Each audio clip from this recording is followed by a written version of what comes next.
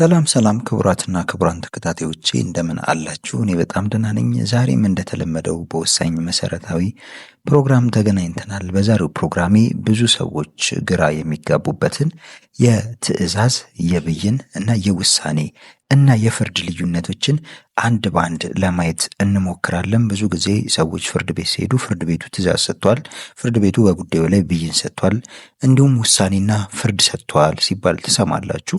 እና ምንድነው የእነኚህ ነገሮች አንድነትና ልዩነት ምንድነው የሚለውን በዚህ ፕሮግራም የምናይ ይሆናል ማለት ነው። ለዚህ ቻናል አዲስ የሆናችሁ ቻናሉን ላይክ፣ ሼር፣ ሰብስክራይብ በማድረግ አብራችሁኝ እንድትቆዩ በታላቅ አክብሮትና ትህትና ጠይቃለሁ። ቀጥታ ወደ ዛሬው ፕሮግራም ይገባለሁ።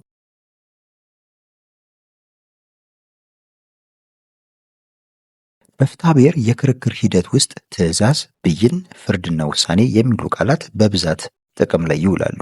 ይሁን እንጂ ብዙ ጊዜ እነዚህ ቃላት በሕዝብ ዘንድ ሲጣረሱ ይስተዋላልና ምንድነው እነኚህ ነገሮች የሚለውን ዛሬ ለማየት እንሞክራለን ማለት ነው። እንግዲህ መጀመሪያ ትዕዛዝ የሚባለው ምንድነው ከሚለው ለመጀመር እንሞክር። በፍትሐብሔር ስነ ስርዓት ሕግ ውስጥ የፍርድ ቤቱን የዕለት ተዕለት ስራና እንቅስቃሴ፣ የክርክር ሂደት በስራ ለመምራት የሚሰጥ የፍርድ ቤት ውጤት ነው።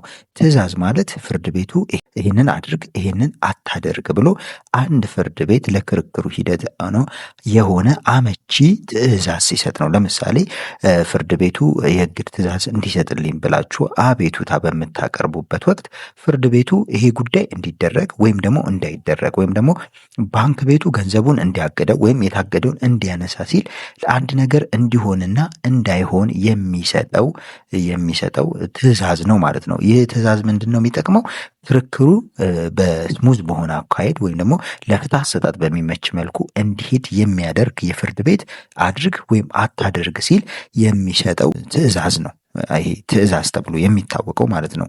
ብይን የሚባለው ደግሞ በክርክር ሂደት ውስጥ ዋናው የጉዳዩ ፍሬ ነገር ከመታየቱ በፊት የሚነሱ ክርክሮች ወይም መቃወሚያዎች ፓርሊማናሪ ኦብጀክሽኖች ካሉ እነሱን ለመቋጨት የሚሰጥ ነገር ነው ብይን የሚባለው። ዋናው ክርክር ላይ የሚሰጥ ውሳኔ ሳይሆን እነኛ ክርክር ወደ ዋናው ፍሬ ጉዳይ ከመገባቱ በፊት የሚነሱ ጉዳዮች ይኖራሉ።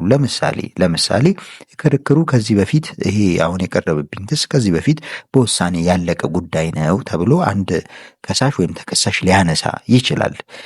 ምንድነው አሁን እዚህ ጋር ፍርድ ቤቱ የሚያደርገው? ጉዳዩን የመረመረውና በዚህ ጉዳይ ላይ ብይን ይሰጣል። ከዚህ በፊት ክርክሩ ተካሂዶ በሌላ ፍርድ ቤትም ሊሆን ይችላል ወይም በዚህ ፍርድ ቤት በውሳኔ ያለቀ ከሆነ በዚህ ጉዳይ ላይ ብይን ይሰጥና ወደ ዋናው ጉዳይ ይገባል ማለት ነው። ብይን የሚባለው በክርክር ሂደት ውስጥ ዋናው ፍሬ ነገር ሳይታይ በፊት ወይም ደግሞ ዋናው ፍሬ ነገር ከመታየቱ በፊት የሚነሱ አወዛጋቢ የክርክሩን ሂደት ዋና ነገሩ ከመታየቱ በፊት የሚነሱ መከራከሪያዎች ካሉ እነሱን በብይን ለመቋጨት ወይም ደግሞ በውሳኔ ለመቋጨት የሚረዳ ብይን ነው ማለት ነው። እንግዲህ ፍርድ አይደለም ብይን ማለት ዋና ፍሬ ነገሩን የሚነካ ሳይሆን በክርክሩ መሃል የሚነሱ ነገሮችን እልባት ለመስጠት የሚያገለግል የአሰራር ዘዴ ነው ማለት ነው። ፍርድ ምንድን ነው የሚለውን ደግሞ ስናይ አንድ ፍርድ ቤት በከሳሽና በተከሳሽ መካከል ባለው የክርክር ጭብጥ ላይ የቀረቡ ማስረጃዎችንና ሕግ ክርክሮችን መርምሮ የሚሰጠው የመጨረሻና ከፍተኛው የስራ ውጤቱ ነው። እንግዲህ የክርክሩ የመጨረሻ ውጤት ነው ማለት ነው። የፍርድ ዋና ዓላማ በተከራካሪ ወገኖች መካከል ያለውን መብትና ግዴታ በሕግ ፊት በዝርዝር መለየትና መወሰን ነው። የፍርድ ዋነኛው ባህሪ ምክንያታዊ መሆኑ ሲሆን ይህ ማለት ፍርድ ቤቱ ወደ መደምደሚያው እንዴት እንደደረሰ፣ የትኞቹ ማስረጃዎችን እንደተቀበለ፣ የትኞቹን ደግሞ ውድቅ እንዳደረገ እንዲሁም የተመሰረተባቸው የሕግ ድንጋጌዎች በዝርዝር በመተንተንና በማሳየት የሚሰጥ ፍርድ ነው ማለት ነው። የመጨረሻ ውጤት ነው ማለት ነው ፍርድ ማለት። ስለዚህ ፍርድ ማለት በዋና በፍሬ ነገሩ ላይ ማስረጃዎች ተሰምተው ተከራካሪዎች፣ ምስክሮች ቀርበው ተከራካሪዎች የቃል ክርክር ካደረጉ በኋላ የሚሰጥ ጉዳይ ነው ፍርድ የሚባለው ማለት ነው። ሌላኛው ውሳኔ ነው። ውሳኔ በፍርድ ሰነድ ላይ በዝርዝር የተቀመጠውን መደምደሚያ በአጭሩና በግልጽ በመለየት ለክስ አፈጻጸም መሰረት እንዲሆን ተደርጎ የሚዘጋጅ ውጤት ነው። የውሳኔ ዋና ዓላማ በፍርዱ የተረጋገጠው መብት ወይም ግዴታ ለይቶ በማውጣት ጉዳዩ በኃይል ወይም በአፈጻጸም ሊተገበር በሚችል መልኩ የሚዘጋጅ ውጤት ነው።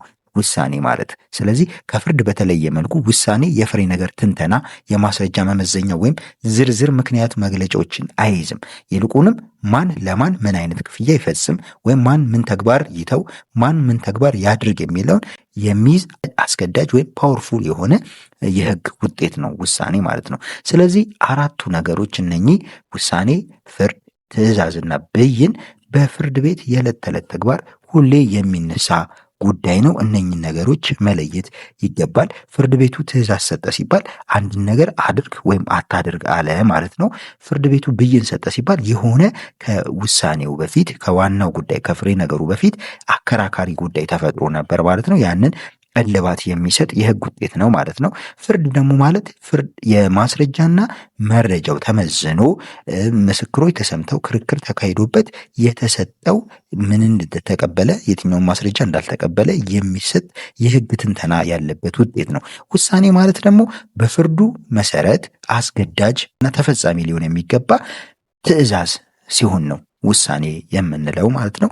ይህንዚህ አግባብ እንድትረዱት እፈልጋለሁ። ለዛሬ ያስኩላችሁ ፕሮግራም ይህንን ይመስላል። በቀጣይ ሌላ መሰረታዊ የህግ ፕሮግራም እስከምንገናኝ መልካም ጊዜ፣ ቸር ሰንብቱ።